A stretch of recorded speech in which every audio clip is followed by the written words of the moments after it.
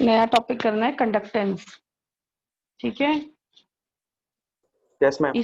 हाँ, ये चैप्टर के एक तरह से 3 पार्ट्स हैं, तो एक हमने ये करना है कंडक्टेंस। तो कंडक्टेंस किसकी करनी है हमने? इलेक्ट्रोलाइटिक सोल्यूशन की। मीन आप पानी के अंदर कोई इलेक्ट्रोलाइट डाल दें। जब हम पानी में कोई भी इलेक्ट्रोलाइट डालते हैं,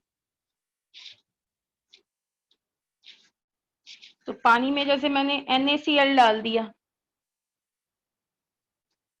तो ये क्या बनाता है पानी में घुलने के बाद? Na+Cl-। तो ये जो आयंस होते हैं ये इलेक्ट्रिसिटी कंडक्ट करते हैं। जबकि आप मेटल्स की बात करें, मेटल में जो इलेक्ट्रॉन्स होते हैं, जो चार्ज होता है, वो इलेक्ट्रॉन की वजह से एक जगह से दूसरी जगह क्या करता है? मूव करता है। लेकिन जो इलेक्ट्रोलाइट्स होते हैं, अब इलेक्ट्रोलाइट्स जो हैं वो स्ट्रॉन्ग भी हो सकते हैं। स्ट्रॉन्ग कौन से होते हैं? जिन्हें जैसे ही आप पानी में घोलो, पूरी तरह से, मान लीजिए 10 मॉलिक्यूल्स है मेरे पास NaCl के, तो 10 ही Na+ बन जाएंगे और 10 ही क्या बन जाएंगे? Cl- बन जाएंगे। स्ट्रॉन्ग इलेक्ट्रोलाइट वो होते हैं जो कंप्लीटली डिसोसिएट होते हैं, पूरी तरह से टूट जाते हैं अपने करस्पॉन्डिंग आयंस में। एक होते हैं वीक इलेक्ट्रोलाइट, जैसे कि एसिटिक एसिड। इसको जब आप पानी में घोलते हैं तो क्या होता है? मान लो ये आपके 10 मॉलिक्यूल्स आपने लिए, तो कुछ मॉलिक्यूल्स जो हैं वो आयंस बना लेंगे। उसके बाद क्या आ जाएगा? इक्विलिब्रियम आ जाएगा। मान लीजिए टोटल 10 थे, 10 में से खाली 4 जो मॉलिक्यूल्स हैं वो आयोनाइज हुए और आपके जो है आयंस बन गए।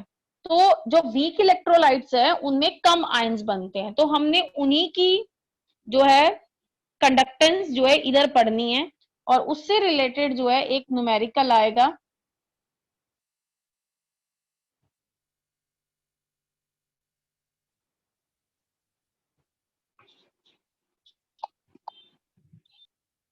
तो इसमें सबसे पहले तो हमने ये देखना है कि कुछ फॉर्मूले हैं जो फिजिक्स में भी आपने करे होंगे। पहला आता है रेजिस्टेंस। रेजिस्टेंस जो होता है, it is directly proportional to L/A। Conductor की लेंथ जितनी बड़ी होगी, आपने मेटल्स के बारे में देखा होगा कि अगर मेटल की तार जितनी लंबी होगी उसका रेजिस्टेंस उतना ही ज्यादा होगा। और मेटल की तार जितनी जो है मोटी होगी, मोटी होने का मतलब हो गया उसका जो क्रॉस सेक्शनल एरिया, मोटी को अगर आप इस तरह इस डायरेक्शन से देखें तो जितना उसका क्रॉस सेक्शनल एरिया ज्यादा होगा, रेजिस्टेंस जो है उतना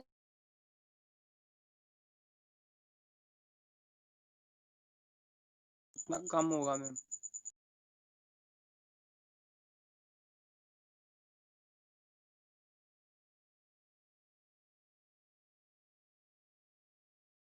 आवाज आ रही है? एक बच्चा अनम्यूट करके यस मैम, अब आ नहीं आ रही मैम। मैम आ रही है। रुक के आ रही है मैम आवाज।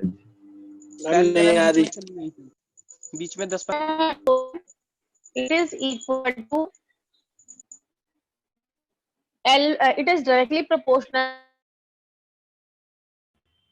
आवाज आपकी लैप हो रही है मैम कट कट के आ रही है आवाज। नहीं है मैम। मैम आवाज नहीं आ रही है आपकी, थोड़ी थोड़ी सी आ रही है, कट कट के। आ रही है मैम, कट आ रही है। तो हम लिख सकते हैं R is equal to rho L by R को हम लिख सकते हैं, R को हम लिख सकते हैं रो L बाय A। अब यहाँ पे ये जो रो होता है इट इज रेजिस्टिविटी, या इसको स्पेसिफिक रेजिस्टेंस बोलते हैं। और रो की यूनिट होती है ओम। ओम को ऐसे भी लिखा जाता है और ऐसे भी लिखा जाता है। और ये जो आपकी रेजिस्टिविटी है रो, इसकी यूनिट होती है मीटर। ऐसे ही एक आता है कंडक्टेंस। कंडक्टेंस जो होता है, यहाँ पे देखिए हम क्या करेंगे, आप अपना जो है उधर आप C से लिखते होंगे फिजिक्स में कंडक्टेंस को, यस मैम। किससे लिखते हैं? यहाँ पे हम G से लिखेंगे, तो यहाँ पे हम G से लिखने वाले हैं। ठीक है, आप अपनी NCERT बुक में भी देखेंगे हम G से लिखेंगे कंडक्टेंस को। Conductance is reciprocal of 1/R, और 1/R का जब हम ये वाला फॉर्मूला लिखेंगे तो ये हो जाएगा 1/ρ A/L। 1/ρ A/L, क्योंकि जितना ज्यादा रेजिस्टेंस होता है कंडक्टेंस उतनी ही क्या होती है? कम होती है। 1/ρ A/L, 1/ρ A/L, क्योंकि जितना ज्यादा रेजिस्टेंस होता है कंडक्टेंस उतनी ही क्या होती है? कम होती है। अब यहाँ पे ये जो 1/ρ आया, इसको हम लिखेंगे, this is equal to kappa, कुछ कप्पा कह देते हैं इसको, जो भी आपको सही लगे। कापा ये जो है, इसको ऐसे के से नहीं लिखा जाता है, थोड़ा सा ऐसे लिखने के बाद इसे थोड़ा सा घुमा दीजिए। दिस इज कापा। और कापा जो है, जैसे ये रेजिस्टिविटी होती है, ऐसे ही कापा को कंडक्टिविटी बोलते हैं। सॉरी, एक मिनट। जो कापा होता है उसको हम क्या बोलते हैं? कंडक्टिविटी बोलते हैं, या स्पेसिफिक कंडक्टेंस बोल देते हैं। स्पेसिफिक कंडक्टेंस क्यों बोलते हैं, ये जो डेफिनेशन अभी मैं बताने वाली हूँ, तो ध्यान से समझिएगा। मान लीजिए अगर आपका ए जो है वो 1 मीटर स्क्वायर हो, cross sectional area 1 metre square हो, और लेंथ जो है वो 1 मीटर हो, तो आपका जो कापा है it become equal to conductance. Kappa जो है वो किसके बराबर हो जाएगा? कंडक्टेंस के बराबर हो जाएगा। और अगर किसी चीज की, अगर मान लो एक आप बॉक्स लेते हो, उसकी लेंथ 1 मीटर हो और क्रॉस सेक्शनल एरिया जो है 1 मीटर स्क्वायर हो, तो हमें पता है वॉल्यूम क्या होता है? लेंथ इनटू एरिया, मतलब 1 मीटर क्यूब। तो ये कह रहे हैं, पहली डेफिनेशन ये है कि स्पेसिफिक कंडक्टेंस किसी भी सॉल्यूशन की is the conductance of 1 metre length and having 1 metre square cross sectional area. मतलब 1 मीटर कंडक्टर की और जिसकी क्रॉस सेक्शनल एरिया कितना हो? 1 मीटर स्क्वायर हो, उसकी जो भी कंडक्टेंस होती है it is equal to kappa. या फिर हम ये भी कह सकते हैं, क्योंकि मैंने कहा है कि वॉल्यूम जो है उस कंडक्टर का, या उस कितना होगा? 1 मीटर क्यूब। या हम ये भी कह सकते हैं conductance of 1 metre cube conductor is the conductivity या स्पेसिफिक कंडक्टेंस। ये वाला जो डेफिनेशन है इसको ध्यान रखिएगा। अब ये कहाँ यूज होगा? ये रीजनिंग में यूज होगा, जब ये बोला जाएगा कि कापा जो है वो जो है क्या कहते हैं अपना, जब डिल्यूट करते हैं सोल्यूशन को, बढ़ता है घटता है, तो वहां ये यूज होगा। अभी आप सिर्फ इतना ध्यान रखिए, kappa is the conductance of 1 metre cube of conductor. आप चाहे 10 लीटर सोल्यूशन ले रहे हैं या 20 लीटर ले रहे हैं, लेकिन जो कापा है वो सिर्फ 1 मीटर क्यूब की कंडक्टिविटी को फॉलो करता है। ठीक है, एसआई यूनिट्स क्या होती है? कंडक्टेंस की उल्टी होगी, जो आपकी रेजिस्टेंस की होती है पर ओम। पर ओम को साइमंस भी बोल देते हैं। और कापा की क्या होगी? पर ओम पर मीटर या साइमन पर मीटर। इसको एक बार ही देख लीजिए, ये फॉर्मूले मैंने आपको पुराने वाले ही बताए हैं। देन यहाँ पे वही ये जो मेरे नोट्स हैं उसमें है, इन्होंने जो चीज एनसीईआरटी में मेंशन की है, तो हम एक एक चीज पढ़ेंगे। ये कह रहे हैं कंडक्टिविटी के हिसाब से या कंडक्टेंस या जो भी रेजिस्टेंस है उसके हिसाब से मेटल को 3 कैटेगरी में डिवाइड करते हैं: कंडक्टर, इंसुलेटर एंड सेमीकंडक्टर। जो कंडक्टर्स होते हैं उनकी कंडक्टिविटी या कंडक्टेंस हाई होती है। जो इंसुलेटर होते हैं वो इलेक्ट्रिसिटी कंडक्ट ही नहीं करते, वो जो है उनकी जो कंडक्टिविटी होती है वो बहुत बहुत ज्यादा लो होती है। और सेमीकंडक्टर वो होते हैं जिनकी कंडक्टिविटी कंडक्टर से तो कम होती है लेकिन इंसुलेटर से ज्यादा होती है। और सेमीकंडक्टर्स को ही जो है ज्यादातर अगर आप देखें, जो आपके इलेक्ट्रिकल सर्किट्स वगैरह होते हैं या फिर जब हम सोलर पैनल बनाते हैं उसमें ये यही चीजें यूज होती हैं। अब इनको डिटेल में नहीं पढ़ना, ये शायद आप फिजिक्स में पढ़ेंगे। पर कंडक्टर्स क्या होते हैं? जितने भी मेटल्स और जो उनके अलॉयज होते हैं दे आर कंडक्टर। मेटल हो गया, अब जैसे मेटल हो गया आयरन, आयरन खुद कंडक्टर है, उसका अलॉय स्टील, स्टील जो है आयरन प्लस कार्बन या उससे मिक्सचर, अलग अलग तरह का स्टील होता है। एक स्टील होता है नॉर्मल, एक स्टेनलेस स्टील होता है। तो जो अलॉयज होते हैं वो भी कंडक्टर होते हैं। इंसुलेटर में आ जाएगा कार्बन ब्लैक, कार्बन ब्लैक में आपका कोयला भी आ जाता है। ये सारी चीजें जो है, सिर्फ ग्रेफाइट जो है उसको छोड़ दिया जाए तो ये जो है इलेक्ट्रिक इंसुलेटर होते हैं।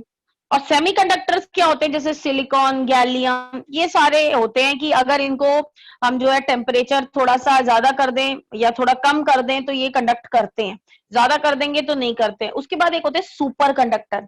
सुपर कंडक्टर्स जो हैं वो ये नॉर्मल आपको नहीं मिलेंगे, बहुत महंगे आते हैं। सुपर कंडक्टर की जो रेजिस्टिविटी होती है, मतलब आर या रो की बात करें, ये 0 होती है। अब आप खुद सोचो, अगर रो 0 होगा तो जो कापा होगा, अगर ये 0 है नीचे, तो ये क्या होगा, इनफाइनाइट, मतलब इसकी कंडक्टेंस जो है वो इनफाइनाइट होती है, बहुत ज्यादा होती है। तो इसको बनाने का तरीका अभी हम नहीं डिस्कस कर रहे, ये शायद आपका फिजिक्स में भी है, तो ये इतना ही आपको याद रखना है। अब हम कंपेयर करेंगे मेटेलिक कंडक्टर को और इलेक्ट्रोलिटिक कंडक्टर को। जो मैं ये पॉइंट बता रही हूँ ना इस क्लास में, क्योंकि इस यही जो क्लासेस हैं जिनमें मैं, जो पहली 2 क्लासेस होती है उसमें मैं थोड़ा स्लो कराती हूँ, यही जो क्लासेस है ना वो आपका आगे का बेस बनाएंगी। क्यों बनाएंगी? आपको कुछ चीजें समझ में आने लगेंगी, ठीक है, ये इंपॉर्टेंट है करना। तो अब जो है, मैं अब हम किसको कंपेयर करेंगे? मेटल्स को। मेटल या उनके जो अलॉयज होते हैं, उनमें अगर आप देखें इलेक्ट्रॉन की वजह से करंट फ्लो करता है। हम मेटल्स और उसके अलॉयज को किसके साथ कंपेयर करेंगे? जो आप इलेक्ट्रोलिटिक सोल्यूशन बनाएं। इलेक्ट्रोलिटिक सोल्यूशन मैंने दोबारा बोला, इलेक्ट्रोलाइट को पानी में घोल दो, तो वहां पे मतलब आप NaCl की बात कर लो, नमक की बात कर लो। अब मेटल की तो आप तार बना सकते हो, या मेटल और उसके अलॉय की, लेकिन NaCl की तार बन सकती है कभी? मतलब एक्वस NaCl की बन सकती है? No ma'am. नहीं बनती, ठीक है। तो वो भी, ये जो पॉइंट है इसको आगे हम देखेंगे। तो इसकी तार तो बन नहीं सकती कभी भी, लेकिन ये इलेक्ट्रिसिटी कंडक्ट करते हैं। आप डिस्टिल्ड वाटर लेंगे ना, तो वो इलेक्ट्रिसिटी जो हमारे घरों में आता है, ये डिस्टिल्ड वाटर नहीं है। डिस्टिल्ड वाटर उसमें सॉल्ट घुले हुए हैं, इसलिए वो करंट लगता है उस पानी में। लेकिन जो डिस्टिल्ड वाटर होता है वो इलेक्ट्रिसिटी ज्यादा कंडक्ट करता नहीं है। तो उसके वो उसको हम बाद में डिस्कस करेंगे कभी। अभी हम कंपेयर कर रहे हैं मेटल्स को और इलेक्ट्रोलिटिक सोल्यूशन को। अब जो मेटल्स होते हैं उनमें चार्ज कैरियर, चार्ज जो कैरियर इसको बोलते हैं, ये स्पेलिंग होते हैं कैरियर के, और ये जो स्पेलिंग होते हैं ये होते हैं करियर के। तो कई लोग इसको भी कैरियर बोल देते हैं। तो ये कैरियर, वो करियर है और ये कैरियर है। कैरियर मतलब जो किसी चीज को एक जगह से दूसरी जगह लेके चलता है। तो इसके अंदर जो कंडक्टेंस होती है, इसमें जो होती है इलेक्ट्रॉन्स की वजह से होता है, तो इसलिए हम इन्हें बोलते हैं इलेक्ट्रॉनिक कंडक्टेंस। तो इसमें इलेक्ट्रॉन की मूवमेंट की वजह से होती है। अब पहली बात, इलेक्ट्रॉन की वजह से होती है, तो इलेक्ट्रॉन जितने ज्यादा होंगे, कौन से इलेक्ट्रॉन? वैलेंस शेल के, या जिसको आगे हम, या इस बार हमने नहीं किया, लेकिन जो कंडक्टेंस जो बैंड होता है ना, क्योंकि जो इलेक्ट्रॉन मेटल्स के अंदर, जब भी इलेक्ट्रॉन कंडक्टेंस बैंड में होते हैं तो इलेक्ट्रिसिटी कंडक्ट करते हैं। मेटल के अंदर valence electron already conductance band में होते हैं। वो हमने सॉलिड स्टेट में नहीं किया क्योंकि वो डिलीट हो गया। पर यह है कि जितने ज्यादा वैलेंस इलेक्ट्रॉन होंगे उतनी ज्यादा कंडक्टेंस क्या होगी? ज्यादा होगी। और आपको पता है कंडक्टेंस दूसरा चीज डिपेंड करती है, आप कौन सा मेटल ले रहे हैं। आप गोल्ड ले रहे हैं, आयरन ले रहे हैं, या सिल्वर ले रहे हैं, तो आपको पता है सबसे ज्यादा बढ़िया कंडक्टेंस होती है सिल्वर की। उसके बाद आता है कॉपर का नंबर। लेकिन हम सिल्वर की वायर नहीं करते। अगर आप सिल्वर, चांदी की वायर जब शुरू शुरू में लगी होंगी, चांदी की वायर अगर आप लगा देंगे, तो पहले जमाने में जब अभी इलेक्ट्रिसिटी नई नई आई थी, गांव में जैसे मान लो डालने लगते थे, इवन शहरों में भी, रिमोट एरियाज होते थे, दिल्ली में भी लोग क्या करते थे, तार ही चुरा लेते थे। क्योंकि क्या होता था, घर के पास पोल नहीं होता था, थोड़ा दूर होता था, वहां से तार लेके इलेक्ट्रिसिटी लेके आते थे लोग। तो बाद में कई बार बीच बीच में से लोग तार ही चुरा के ले जाते थे। अब आप खुद सोच लो, सिल्वर की जो तारें हैं अगर आप वो डालेंगे तो वो तो चोर चुरा के ले जाएंगे। इवन कॉपर की भी नहीं डल रही हैं, वो आप देखेंगे वो शायद एल्यूमिनियम की है, ठीक है ना। तो पहले लोग तारे ही चुरा लेते थे। आप दिखते हैं कि दिल्ली तो बहुत बढ़िया एरिया है, यहाँ पे सब जगह है। लेकिन जब आप आज से जो है 15-20 साल पहले की बात करें, तो कई ऐसे एरियाज के होते थे। आजकल के ऊपर डिपेंड करता है कौन सा मेटल ले रहे हैं। दूसरा डिपेंड करता है बेटा वैलेंस इलेक्ट्रॉन के ऊपर, कि कितने वैलेंस इलेक्ट्रॉन है। तीसरा डिपेंड करता है टेम्परेचर। अब टेम्परेचर के ऊपर क्यों डिपेंड करता है? मान लो आपने एक कमरे से दूसरे कमरे में जाना है, बीच में रुकावट, बड़े सारे लोग हैं, रुकावट बहुत ज्यादा है, तो आपको क्या लगेगा? टाइम लगेगा। तो जब टेम्परेचर ज्यादा होता है तो जो मॉलिक्यूल्स हैं उनकी काइनेटिक एनर्जी क्या हो जाती है? बढ़ जाती है। एटम्स जो अंदर हैं उनकी, और वो क्या करते हैं? अपनी पोजीशन पे ज्यादा जोर से वाइब्रेट करते हैं। और जो इलेक्ट्रॉन बेचारे को जाना है इधर से उधर तक, उसको ज्यादा रुकावट फील होगी। तो जब हम टेम्परेचर बढ़ाएंगे, मेटल्स के केस में कंडक्टेंस क्या होती है, डिक्रीज करती है, decreases with increase in temperature. यही बड़ा इंपॉर्टेंट पॉइंट है। मेटल के केस में बढ़ती है, लेकिन अगर आप नमक वाले सोल्यूशन मतलब इलेक्ट्रोलिटिक सोल्यूशन की बात करें तो वहां टेम्परेचर के साथ साथ वो बढ़ेगी। यहाँ पे टेम्परेचर के साथ मेटल के केस में क्या होती है, घटती है, लेकिन अगर आप इलेक्ट्रोलाइटिक सोल्यूशन की बात करेंगे तो वहां पे टेम्परेचर के साथ साथ वो भी इंक्रीज होगी। अब क्यों होगी उसकी बात अभी करते हैं। अब आता है इलेक्ट्रोलिटिक सोल्यूशन। इलेक्ट्रोलिटिक सोल्यूशन में मतलब इलेक्ट्रिसिटी कंडक्ट होती किसकी वजह से, आयंस की वजह से, तो इसीलिए इन्हें बोला है आयनिक कंडक्टर। अब आयन, जितने ज्यादा आयंस होंगे उतनी, आप इसी में सारे आंसर हैं, जितने ज्यादा आयंस होंगे उतनी ज्यादा कंडक्टेंस होगी। और आपको पता है आयंस सबसे पहले डिपेंड करते हैं कौन सा इलेक्ट्रोलाइट यूज कर रहे हो। मैंने आपको बताया एक स्ट्रॉन्ग इलेक्ट्रोलाइट होता है, एक वीक इलेक्ट्रोलाइट होता है। जो NaCl है, जैसे ही आप उसे पानी में घुलेगा, जैसे ही वो पानी में घुलेगा पूरा डिसॉल्व हो जाएगा, तो उसके सारे आयंस बनेंगे। अगर 10 मॉलिक्यूल आपने लिए हैं तो 10 के 10 जो है वो डिसोसिएट हो जाएंगे, मतलब ऑलरेडी, क्योंकि Na जो है आयनिक फॉर्म में प्रेजेंट है, पानी मिलते ही ये दोनों अलग हो जाएंगे, तो उसके केस में आयंस क्या बनेंगे, ज्यादा बनेंगे। लेकिन अगर वही आप एसिटिक एसिड जो कि वीक इलेक्ट्रोलाइट है उसे घोलेंगे तो कुछ आयंस ही क्या होंगे, आयोनाइज होंगे, कुछ आयंस बनेंगे। आयोनाइज होने का मतलब, ये जो टेक्निकल वर्ड होता है ना डिसोसिएशन और आयोनाइजेशन में, इसमें अगर वैसे तो हम नॉर्मली यूज कर लेते हैं लेकिन थोड़ा सा फर्क होता है। डिसोसिएशन का मतलब है ऑलरेडी आयंस हैं पर वो क्या हो गए, अलग अलग हो गए, और आयोनाइजेशन का मतलब है आयंस बने, क्योंकि एसिटिक एसिड में आयंस नहीं है वैसे, लेकिन पानी में घोलने के बाद आयंस बन जाते हैं। ठीक है, तो आयंस जैसे ही बने आपके, तो इसके अंदर आयंस क्या बनते हैं, वीक में कम बनते हैं। इसका मतलब अगर आप कभी भी किसी भी सेम कंसंट्रेशन वाले सोल्यूशन को कंपेयर करते हैं, एक स्ट्रॉन्ग इलेक्ट्रोलाइट का एक वीक इलेक्ट्रोलाइट का, सेम कंसंट्रेशन है, दोनों की 1 मोलर है, तो बताइए किसकी कंडक्टेंस ज्यादा होगी। आपने एक लिया 0.1 मोलर NaCl सोल्यूशन और एक लिया आपने 0.1 मोलर एसिटिक एसिड सोल्यूशन, किसकी ज्यादा होगी कंडक्टेंस? यू स्ट्रॉन्ग इलेक्ट्रोलाइट की। हाँ, क्यों? Because it is completely dissociable and more number of ions are there. तो ये एक क्वेश्चन आएगा, उसको आगे हम डिस्कस करेंगे। उसके बाद डिपेंड करता है आप सॉल्वेंट कौन सा यूज कर रहे हैं। अब आप देखिए नमक है, नमक या को आप पानी में घोलते हैं वो घुल जाता है, लेकिन अगर आप उसी को पेट्रोल में घोलें तो नहीं घुलेगा क्योंकि वो नॉन आयनिक है। तो ये कह रहे हैं इलेक्ट्रोलाइट जो है वो पोलर सॉल्वेंट में ज्यादा आयोनाइज होते हैं। जो पोलर सॉल्वेंट होता है, एक आगे आप बड़ी क्लासेस में पढ़ेंगे dielectric constant. Polar solvent को जब आप पानी में घोलते हैं ना तो पानी का डाई इलेक्ट्रिक कांस्टेंट बहुत ज्यादा होता है, मतलब पानी के मॉलिक्यूल्स इसके आसपास आ जाते हैं और इन दोनों को दोबारा से जुड़ने नहीं देते हैं। तो वो हम कंसेप्ट अभी नहीं कर रहे हैं, पर मैं इसलिए बता रही हूँ। डाई इलेक्ट्रिक कांस्टेंट एक और क्वांटिटी है जो आप BSc में पढ़ेंगे। तो ग्रेटर द पोलैरिटी, जितनी ज्यादा पोलर सोल्यूशन होगा, आयोनाइजेशन या डिसोसिएशन उतनी ज्यादा होगी और कंडक्टेंस भी उतनी ज्यादा होगी। अब नेक्स्ट इंपॉर्टेंट टर्म आती है कंसंट्रेशन। कंसंट्रेशन के ऊपर भी डिपेंड करता है।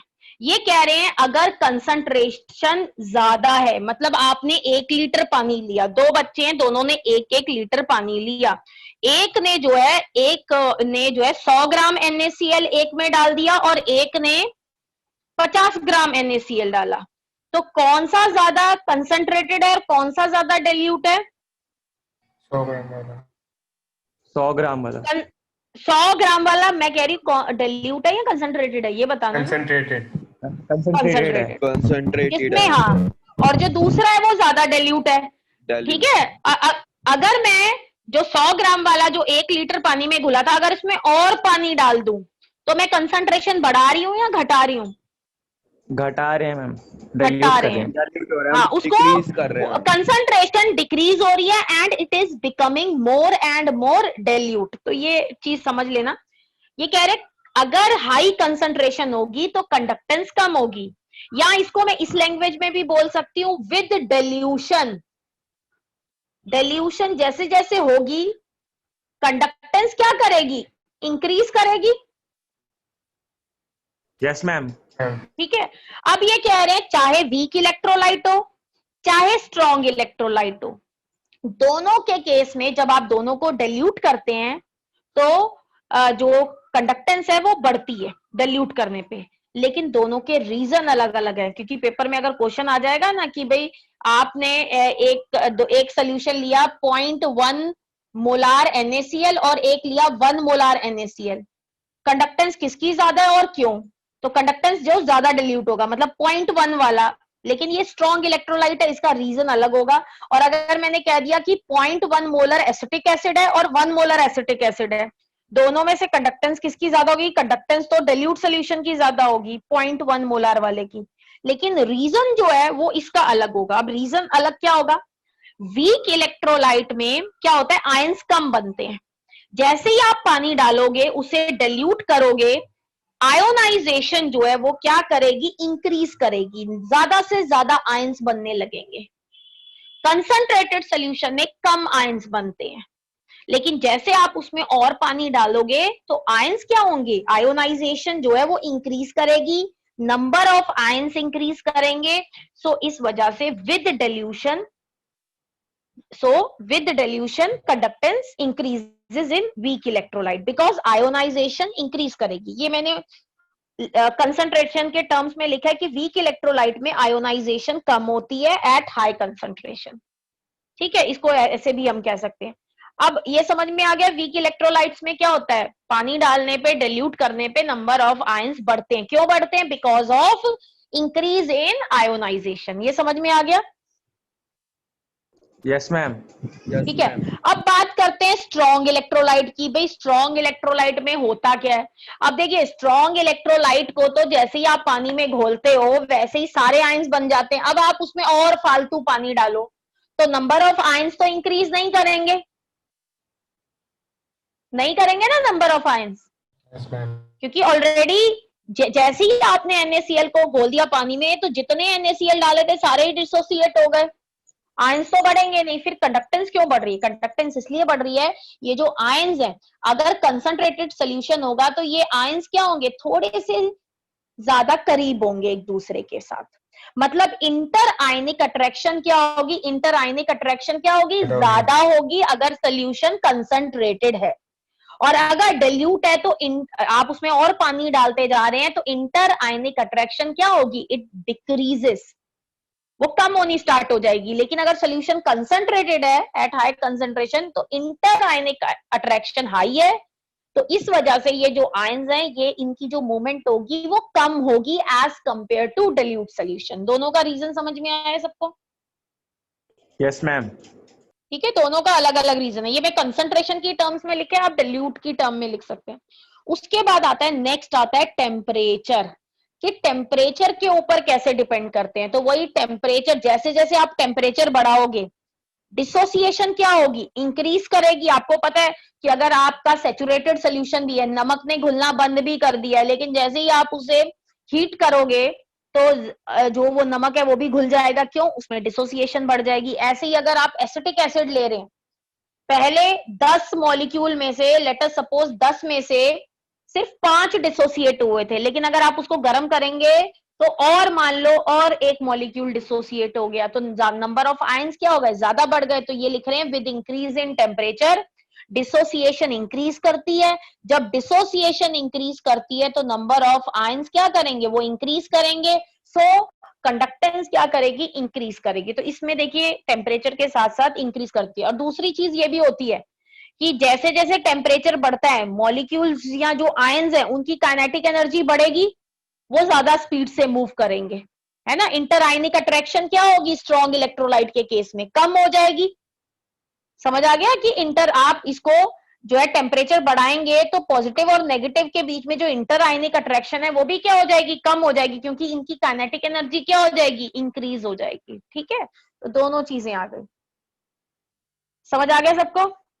Yes ma'am. अब एक बड़ा जो है, ये इसीलिए मैंने कहा था कि इस क्लास को आप समझिएगा। अब एक बड़ी सिंपल सी चीज आती है, आप व्हीटस्टोन ब्रिज यूज करते हैं, ये व्हीटस्टोन ब्रिज ही बना हुआ है। Yes ma'am. अभी यहाँ पे ये वाला जो पॉइंट है ना, इसको भूल जाइए। आप व्हीटस्टोन ब्रिज में क्या करते हैं? ऐसे 4 रेजिस्टेंस लेते हैं, ये दूसरा हो गया, ये तीसरा हो गया और ये आपका चौथा हो गया, और बीच में हम जो है गैल्वेनोमीटर लगा देते हैं। ऐसे ही लगाते हो कुछ आप।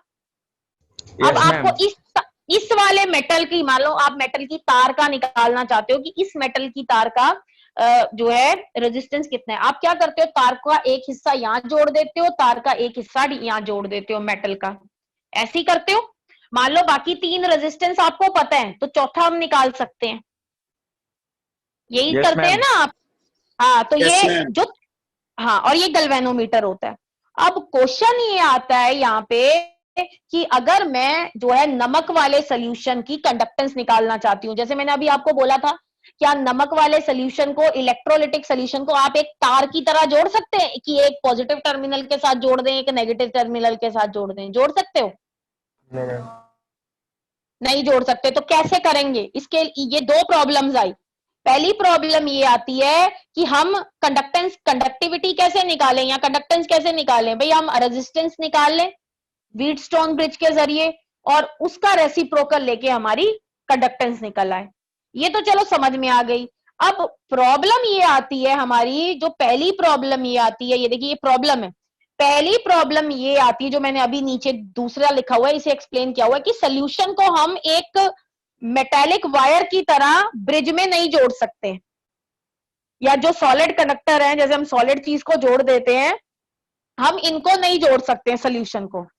तो इस प्रॉब्लम को कैसे सॉल्व किया गया? दूसरी प्रॉब्लम ये आती है कि अगर आप, क्योंकि आप जो करंट यूज करते हैं वो डीसी करंट यूज करते हैं, डायरेक्ट करंट, जो बैटरी होती है ना, जो आपकी ये वाली बैटरी होती है, ये डायरेक्ट करंट होती है, डायरेक्ट करंट सीधा आता है। अब आप कहें कि भाई मैम डायरेक्ट जितनी भी हमारे घरों में रोशनी ये आती है ना, लाइट करंट आता है, ये सारा एसी है। अब एसी देखो, अगर ये डायरेक्ट करंट आए ना, मान लो कोई बंदा चिपक गया तार के साथ, वो चिपका ही रह जाएगा, बहुत खतरनाक होता है डीसी। लेकिन अगर ये एसी में कई बार आपको झटके लगते हैं, एक मतलब जैसे आपने वो किया तो आप देखेंगे वाइब्रेशन सी फील होती है। असल में एक बारी वो ऊपर जाता है, एक बारी नीचे आता है। जैसे ही वो नीचे आता है, मान लो कम इंटेंसिटी का है, तो आपका हाथ उसी टाइम क्या हो जाता है, आप छुड़वा लेते हो अपना हाथ। कई बार होता है ना कि तार से आपका हल्का सा हाथ लग गया, हल्का सा करंट लगता है, आप उसे छोड़ देते हो फटाफट, और वो तो ज्यादा इंटेंसिटी का होता तो चिपक ही जाते हो आप।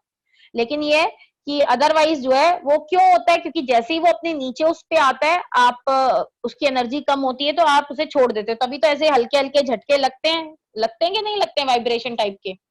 तो अब मेन बात है, जो आप ये लैब में यूज करते हो, ये डीसी करंट यूज करते हो। तो लेकिन ये कह रहे हैं अगर आप डीसी करंट को इलेक्ट्रोलिटिक सोल्यूशन में डालें, इलेक्ट्रोलिटिक सोल्यूशन मतलब नमक को मान लो पानी में घोला हुआ है, तो क्या होगा, इसकी एनर्जी ज्यादा होती है। वो क्या करता है, मैं सोल्यूशन मान लो एसिटिक एसिड लिया, एसिटिक एसिड का मैंने 1 मोलार सोल्यूशन लिया, लेकिन अगर मैंने इसमें डायरेक्ट डीसी करंट यूज कर दिया तो क्या होगा, ये इसकी जो कंडक्टेंस, ये देखिए मुझे तो निकालनी थी 1 मोलार सोल्यूशन की, लेकिन डीसी करंट डालते ही इसकी कंपोजिशन जो है वो चेंज हो जाती है। मतलब या तो इसमें मान लो डिसोसिएशन इंक्रीज हो गई डीसी करंट से, तो भाई अब ये 1 मोलार सोल्यूशन की तो निकली नहीं, वो तो नॉर्मल कंडीशन में, वो तो डीसी मैंने डाला तो उसकी वजह से क्या हो गया, कंपोजिशन चेंज हो सकती है सोल्यूशन की। ये भी हो सकता है जो इलेक्ट्रोलाइट मैंने लिया वो डिसोसिएट कर जाए या वो डिकम्पोज कर जाए, तो इससे क्या होगी, कंडक्टेंस मेरी जो आएगी वैल्यू गड़बड़ आएगी। तो इस प्रॉब्लम को कैसे सॉल्व किया गया, डीसी की जगह पे एसी करंट यूज किया गया। समझ आ गया सबको? Yes, ma'am. Yes ma'am. ठीक है। दूसरी चीज, अब Ma'am. सोल्यूशन को कैसे, हाँ डीसी करंट डालने से कंपोजिशन कैसे चेंज हो गई? कंपोजिशन क्या चेंज हो गई, आप 1 मोलार सोल्यूशन की निकाल रहे थे नॉर्मल कंडीशन में, टेम्परेचर आपने लिखा हुआ है मान लो 25 डिग्री पे निकाल रहे हो, आयंस जो है वो थे 9, लेकिन आपने जो है डीसी करंट यूज कर दिया, मान लो डिसोसिएशन बढ़ गई, अब आ गए आयन 10, वो तो डीसी की वजह से 10 बने हैं, नॉर्मल कंडीशन में कितने थे 9, तो गड़बड़ नहीं आएगी वो जो आप करना चाहते थे कि नॉर्मली कितनी कंडक्टेंस है इस सोल्यूशन की, क्योंकि मुझे उस सोल्यूशन को कहीं और यूज करना था। अगर मैं डीसी यूज करूंगी तो कंपोजिशन चेंज हो जाएगी, कई बार ऐसा होता है उसमें डीकम्पोजिशन रिएक्शन हो जाए, तो जो नंबर ऑफ आयंस हैं वो क्या हो जाएंगे, कम हो जाएंगे, कोई और चीज बन चुकी होगी उसमें, क्योंकि रिएक्शन हो जाएगा ना कोई ना कोई, या फिर मान लो नंबर ऑफ आयंस ही बढ़ गए, और मुझे मैम वो किसके एसी चाहिए में थे, नहीं होगा? एसी में नहीं होगा, ठीक एसी में एनर्जी उतनी ज्यादा नहीं होती है। एसी में उन्होंने करके देखा दोनों से, और इसमें अगर होता भी होगा तो थोड़ा ना के बराबर होता है, इतना ज्यादा फर्क नहीं पड़ता होगा। ठीक है, अब मेन बात आती है ज्वाइन कैसे करेंगे। तो इसकी प्रॉब्लम सॉल्व करने के लिए इन्होंने कंडक्टिविटी सेल का इस्तेमाल किया। इन्होंने क्या किया, ये देखिए, इन्होंने क्या किया, यहाँ पे एक इलेक्ट्रोड लगा दी, यहाँ पे एक इलेक्ट्रोड लगा दी, बीच में जिसकी भी हमने कंडक्टेंस निकालनी है उस सोल्यूशन को फिल कर देंगे। ये ऊपर जो टोपी सी बनी हुई है ना, इसके जरिए हम फिल कर देंगे। ये प्लेटिनम इलेक्ट्रोड ली, अब यहाँ पे तारे बन गई, 2 टर्मिनल बन गए। अब आप इसको जोड़ सकते हैं आसानी से व्हीटस्टोन ब्रिज में। Yes ma'am. Yes ma'am. हाँ, तो ये इसके डिजाइन अलग अलग हो सकते हैं। जैसे ये एक डिजाइन है, ये प्लेटिनम वायर ऐसे ले ली और इसमें भर देंगे हम अपना सोल्यूशन। अब एक चीज और आती है, जब तक आप एक तरह का, देखिए ये जो कंडक्टिविटी सेल यूज करते हैं ना, अब देखो इसकी शेप अलग है, इसकी शेप अलग है। आप देखोगे अगर आप इसी शेप का लोगे तो किसी की शेप कोई बड़े साइज का होगा, कोई छोटे साइज का होगा, है ना, बराबर थोड़ी ना बनते हैं। तो अगर ये कह रहे हैं जब तक आप कंडक्टिविटी, देखिए इसमें क्या होता है, एक होता है सेल कांस्टेंट, हर एक सेल का अपना अपना सेल कांस्टेंट होता है। सेल का कांस्टेंट कैसे निकालते हैं, सेल कांस्टेंट को G स्टार से लिखेंगे L/A। L क्या है, डिस्टेंस बिटवीन 2 इलेक्ट्रोड, दोनों इलेक्ट्रोड के बीच का